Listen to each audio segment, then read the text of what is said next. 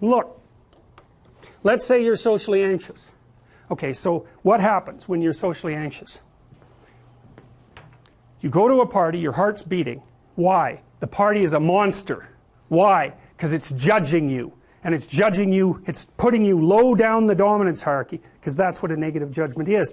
And that interferes with your sexual success. And that means that you're being harshly evaluated by nature itself. Right? So you are confronting the dragon of chaos when you go into the social situation. And so what do?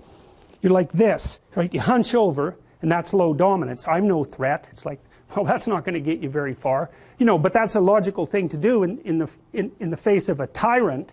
So I'm no threat. You know, you look at the king and you're dead. I'm no threat. I'm hunched over.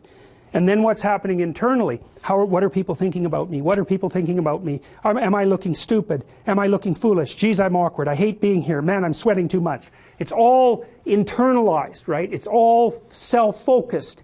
The eye isn't working. What do you tell people? Don't stop thinking about yourself, because you can't. It's like, don't think of a white elephant. White elephant, white elephant, white elephant. You can't tell someone to stop thinking about something because they get caught in a loop. What you do with socially anxious people is you say, look at other people. Look at them, right? Why? Because if you look at them, you can tell what they're thinking. And then unless you're terribly socialized, and some people are. Some people have no social skills, and so the reason they can't go to a party is because they don't even know how to introduce themselves. Like no one ever taught them how to behave. And so they're really good candidates for behavior therapy, because you walk them through the process of how you actually manifest the procedures that are associated with social acceptability.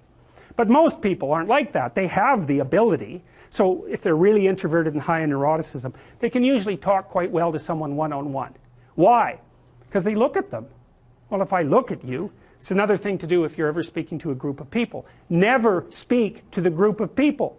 That doesn't exist. You talk to individuals, and then they reflect for you the entire group, because they're all entrained. So you look at one person, they broadcast to you what everyone's thinking, and you know how to talk to one person. So it's easy.